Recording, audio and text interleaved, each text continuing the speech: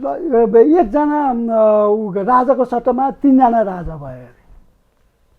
हामीले यो 3 जना राजालाई त फाल्न सक्छौँ नि, 84 चुनावमा त फाल्न सक्छौँ नि, अथवा यस्तै प्रेसरहरू गएर पार्टीले नै फेरि नेतृत्व फेर्न सक्छ नि, होइन? तर तपाईँले राजा इस्टाब्लिस गर्नुभयो भने, राजालाई फेरि दरबारभित्र पसाउनु भयो भने, राख्नुभयो भने तपाईँ हामीले देखिहाल्यौँ कोबाट चाहिँ अहिले कसको आडमा चाहिँ पूर्व राजाले चाहिँ यो आन्दोलन गरेर आएको छ, हामीले अनुहार त देखेका छौँ। र कस्ता कस्ता प्रवृत्तिका मान्छेहरू चाहिँ यो आन्दोलन हाँकिरहेको छ र उसलाई त्यहाँ स्थापित गर्दाखेरि भोलि गएर नागरिकले फेरि हिजोको अवस्था भोग्नु पर्यो भने त्यो राजालाई फाल्न त्यति सजिलो चाहिँ हुँदैन। यो नेताहरूलाई त्यो 3वटा राजालाई फाल्न सजिलो होला, 5वटै हुन्, 10वटै हुन्। हाम्रो नागरिकबाट उठेका राजालाई फाल्न सजिलो हुन्छ, सहज हुन्छ। फाल्न पनि तपाईँको हेर्नुहोस् न, अब दलहरूलाई छोडेर स्वतन्त्र उम्मेदवारलाई जिताए, त्यो पनि एउटा अप्सन दिएको हो नि त। भोलि गएर दलहरू यसरी नै नसोचिकन अगाडि गयो भने देशभरि स्वतन्त्रले जित्लान्, स्वतन्त्रको सरकार होला कि स्वतन्त्र एउटा सुशासन देला, केही आश गरौला, केही परिवर्तनको जुन आशा गरेका थियो त्यो आशा देलान्, होइन? तर यसैबाट आउने हो कि।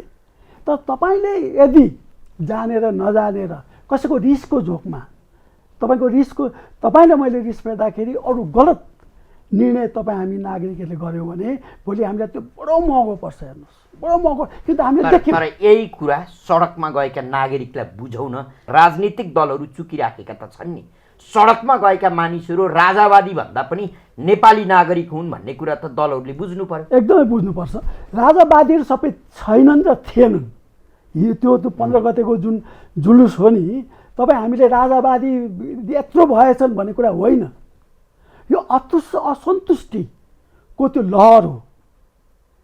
म जुन भनिरहेको छु, त्यो असन्तुष्टिलाई दल अथवा सरकारले सम्बोधन गर्ने त सोच चिन्तन कहीँ कतै राख्दो रहेन छैन त। हिजोसम्म राखेको थिएन, अब यो 15 गते चाहिँ पछि चाहिँ राख्छ भन्ने चाहिँ मलाई लाग्छ। किनभने तपाईँको जस्तै प्रधानमन्त्रीले बोल्दाखेरि पनि यो 15 गतेको सभा अगाडि बोल्दाखेरि त्यस्तो त भइहाल्छ, त्यो त कुनै 8-10 हजार केही होइन, त्यो त स्वाभाविक हो भनेर जसरी लिनुभयो नि।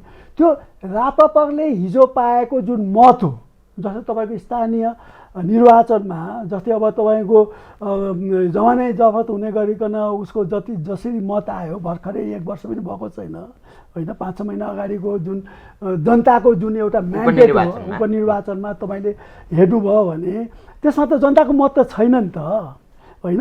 भनेको तात्पर्य के छ भने राजावादीहरू मान्छे धेरै छैनन्।